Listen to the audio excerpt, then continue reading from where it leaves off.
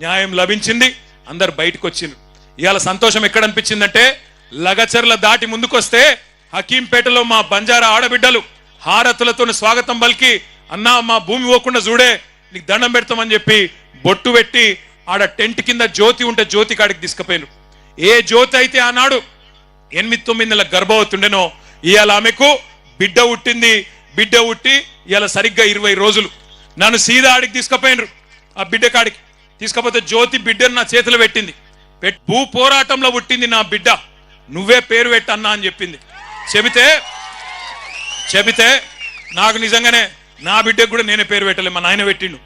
కాబట్టి మరి నాకు ఇక మా చెల్లె జ్యోతి అవకాశం ఇచ్చింది కాబట్టి నీ బిడ్డ భూమి పోరాటంలో పుట్టింది, మరి నేను 3 పేర్లు చెప్తా, నీ ఇష్టం ఉన్న పేరు నువ్వే చూసుకో అని చెప్పిన. నేను ఏంటిది అన్నది. ఒక వాళ్ళ ఇంటి పేరు పాత్లావతేనా పాత్లావత్. నేనేమన్నా అంటే పాత్లావత్ భూమి, ఒక పేరు భూమి, ఆడపిల్ల కాబట్టి భూమి. రెండో పేరు ధాత్రి అంటే కూడా భూమి. మూడో పేరు అవని. మూడిట్ల నీ ఇష్టం అన్న అంటే అన్నదిగా జ్యోతి అన్నది ఆమె భర్త అన్నాడు. ఇద్దరు కూడా రవి, ఇద్దరు అన్నారు ప్రవీణ్ ఇద్దరు అన్నారు అన్న భూమి బాగున్నది, నా బిడ్డ పేరు పాత్లావత్ భూమి నాయక్, రేపటి నుంచి భూమి నాయక్ అని పిలుస్తా అని చెప్పిండు. సంతోషం, గుండె నిండా సంతోషం అనిపించింది. ఎందుకంటే ఇవాళ ఒక పోరాటంలో చిన్న పాత్ర మాది. నిజానికి పోరాడిందంతా ఇక్కడ కొడంగల్ భూమి పుత్రులు, కొడంగల్ ఆడబిడ్డలు. మీరు కొట్లాడిన కేవలం మేము మీ పక్కన నిలబడ్డం తప్ప మేం చేసింది ఏం లేదు. కానీ మీ ఎమ్మెల్యే ముఖ్యమంత్రి మీ ఓట్లతో గెలిచినోడు, మీకేమన్నా మంచి చేయాల్సినోడు ఏం చేస్తున్నాడు? ఇవాళ 70 మంది మీద కేసులు పెట్టి 40 మందిని 40 రోజులు జైల్లో పెట్టి ఆడబిడ్డలను గోసవుచ్చుకున్నాడు. అందుకే నేను అంటా ఉన్నా, రేవంత్ రెడ్డి గారు మర్చిపోకు, యాది పెట్టుకో. కొడంగల్లో ఉండే మా గిరిజన బంజారా బిడ్డలు తలుసుకుంటే రేపు చిత్తుగా ఖచ్చితంగా నిన్ను ఓడగొట్టి ఇంటికి పంపిస్తారు, నీ అచ్చంపేటకు మళ్ళా తిరిగి పంపిస్తారు, యాది పెట్టుకో. ఒకటి మాత్రం పక్కా, ఇవాళ రేవంత్ రెడ్డి మోసం ఒక కొడంగల్లోనే కాదు, మొత్తం రాష్ట్రం అంతా దేశమంతా తెలిసిపోయింది. నేను హకీంపేట దాటి కిందికి కోస్గిలకు వచ్చే వరకు ఆ గుడి దాకా ఒకటే జనం బ్రహ్మాండమైన స్వాగతం పలికి. నాకు నిజంగా అర్థం కాలే, మనం పోతుంది నిరసన దీక్షనా లేకపోతే మనం ఉప ఎన్నిక వచ్చి ఆయనత రేవంత్ రెడ్డి ఓడిపోయి నరేందర్ రెడ్డి గెలిచిపోయి జులూస్ తీసుకుంటున్నామా నాకు అర్థం కాలే. ఆడికెళ్ళి ఇడికి రానికే గంట పట్టింది. నన్ను నా చేతులు ఆయన అటు గుంజి ఇటు గుంజి నా గోర్లు పోయినాయి, నాకు రక్తం కూడా వస్తుంది.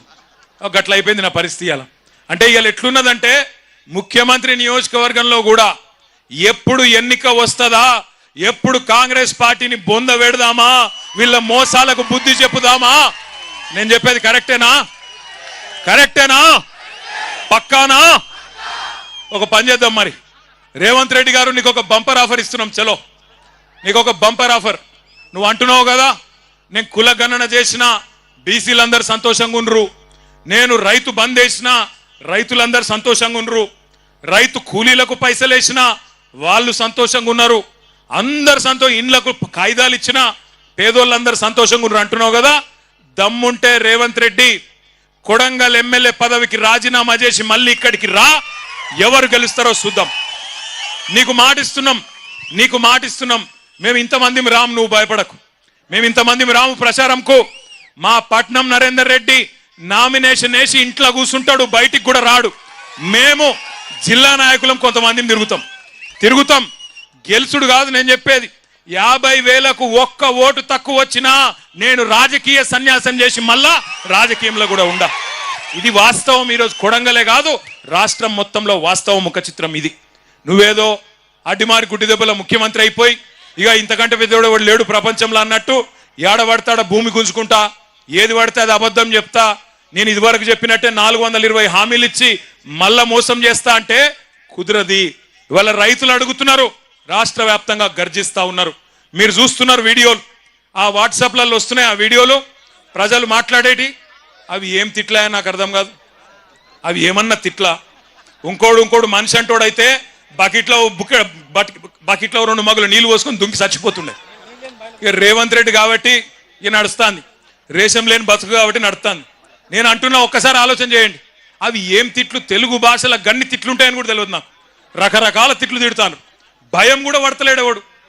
ముఖ్యమంత్రి అన్న భయం లేదు, ప్రభుత్వం అన్న భయం లేదు. గొట్టం పెడితే చాలు ఇక చెడ తిట్టుడు. అటు 7 తరాలు ఇటు 7 తరాలు తిడుతురు. దయచేసి